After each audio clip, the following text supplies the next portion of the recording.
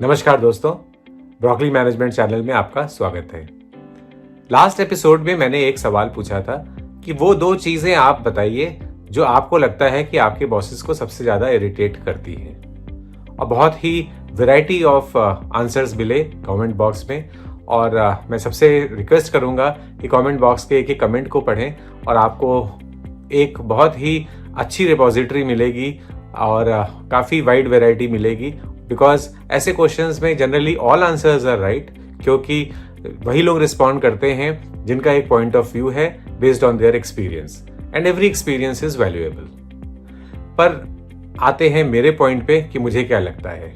मैं अपने वो दो पॉइंट शेयर करूं उससे पहले मैं आपका ध्यान दिलाना चाहूंगा द टर्म इरिटेशन पे, क्योंकि 3 तरह के रिएक्शंस आपके बॉसेस के आप एक्सपेक्ट करते हो। एक तो आप उन्हें खुश करने की कोशिश कर रहे हो अपने अच्छे काम से, तो your focus is on what will make your boss happy. आप ऐसा क्या करोगे जिससे आपके बॉस खुश रहें। दूसरा, आपके बॉस आपसे नाराज हैं और वो कम्युनिकेट कर रहे हैं कि वो आपसे नाराज हैं, डिसअपॉइंटेड हैं। कम्युनिकेशन का फॉर्म कुछ भी हो सकता है। वो फीडबैक सेशन में भी आपको बता सकते हैं, वो अप्रेजल फॉर्म में भी बता सकते हैं, और वो आपको गुस्से में डांट के भी बता सकते हैं।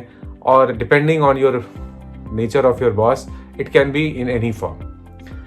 अब आते हैं तीसरी कैटेगरी पे, इरिटेशन।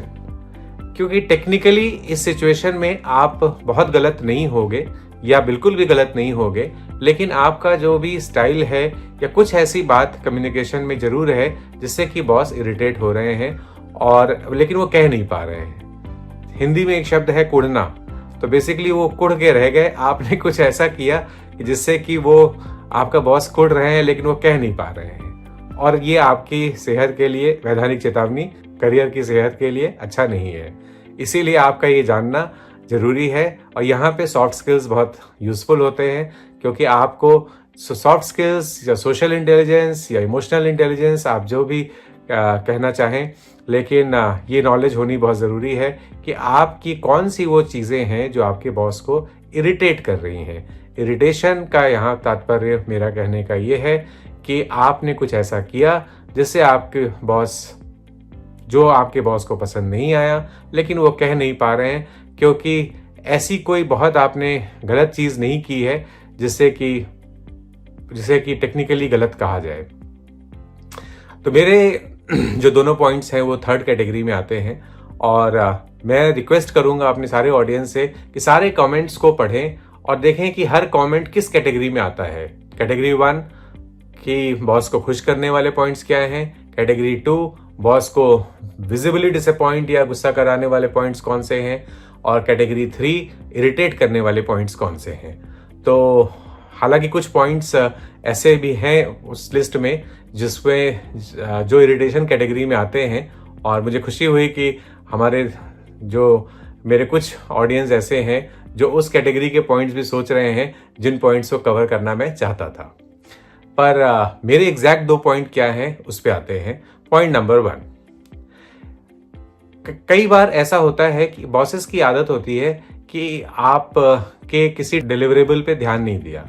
आपको टास्क दिया, आपने पूरा किया, मेल भेज दी, कम्युनिकेट किया, लेकिन समहाउ उन्होंने इस चीज़ को ध्यान नहीं दिया, और बहुत ही कुछ दिनों बाद गुस्से में या इन नॉट सो प्लेजेंट वे आपसे बोला कि अरे यार वो काम दिया था, आपने रिवर्ट नहीं किया। तो अब फिल्म का स्टार्ट होती है यहाँ पे कि आपका रिएक्शन कैसे आता है।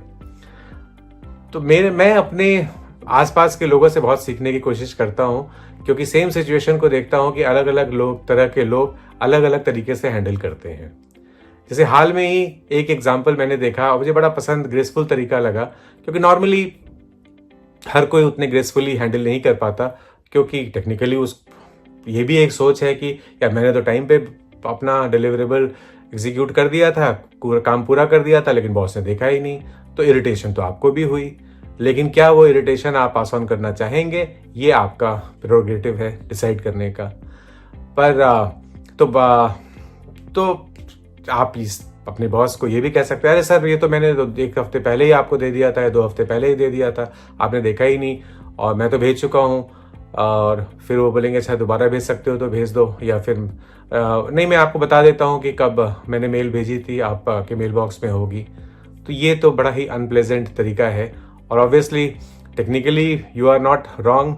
तो बॉस को चाहे उनकी ईगो हर्ट हुई हो, अगर, क्योंकि मैं लास्ट वीडियो की शुरुआत मैंने इस बात से की थी कि बॉसेस का ईगो बढ़ता जा रहा है, किसी ने मुझसे शेयर किया था, वहाँ से ही ये पॉइंट मेरे दिमाग में आया कि क्या बॉसेस को इरिटेट करता है। तो यहाँ मैं मान के चलता हूँ कि आप बॉस की थोड़ी ईगो है, थोड़ी कम या थोड़ी ज़्यादा, और आपने उसको हर्ट कर दिया, तो बॉस लेकिन कह कुछ सकते नहीं। दूसरा तरीका जो मैंने हाल में एक मेरे साथ सिचुएशन हुई कि मैंने भी ऐसा ही कुछ किया कि मैंने कोई टास्क दिया था, मुझसे मिस हुआ, मैंने देखा नहीं कि वो टास्क कंप्लीट कर लिया, और मैंने भी अपने सबॉर्डिनेट्स, अपने टीम मेंबर से पूछा कि आप यार आपने उस पर कुछ अपडेट नहीं दिया। तो उसने बोला सर मैं आपको वो भेज देता हूँ, और उसने वो मेल जो मुझे 2 हफ्ते पहले भेजी थी वही मेल दोबारा भेजी। तो जब मैंने देखा तो मुझे भी थोड़ा गिल्ट फील हुआ, और मुझे लगा कि he had an option of telling me this in the same way which I just narrated। वो भी उसके पास ऑप्शन था कि वो ऐसे कह सकता था कि सर वो तो मैंने आपको 2 हफ्ते पहले ही भेज दिया था, आपने लगता है देखा नहीं। तो कहीं कम्युनिकेशन में ये है कि आपको, मैं अपना काम दोबारा कर रहा हूँ और आपको भी साथ साथ एहसास दिला रहा हूँ कि आप भी कहीं गलत हो।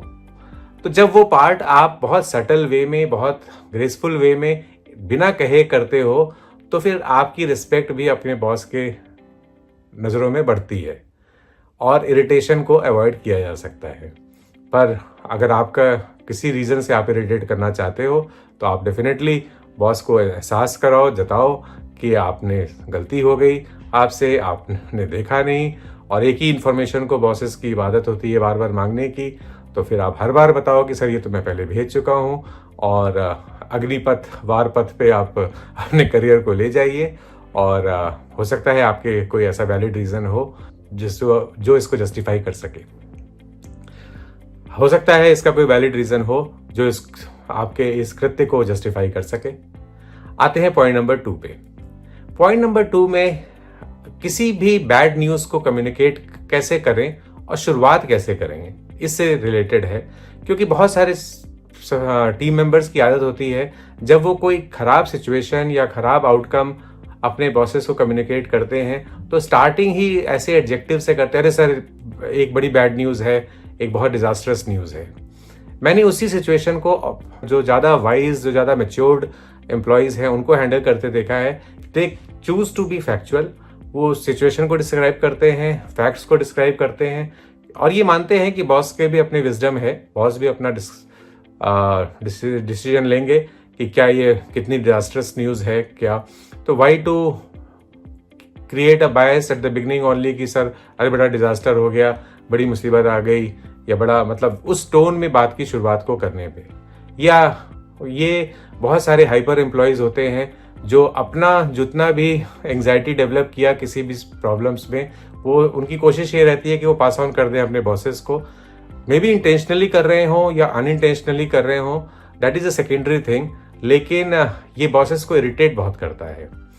तो ये 2 पॉइंट्स मुझे लगा कि छोटे पॉइंट्स हैं लेकिन बॉसेस को इरिटेट कर सकते हैं, और जनरली बॉसेस इसको आपको कम्युनिकेट कर पाने में हो सकता है सक्षम हो ना हो, क्योंकि उनको लगेगा कि टेक्निकली दोनों पॉइंट में आप कहीं गलत बहुत नहीं हो।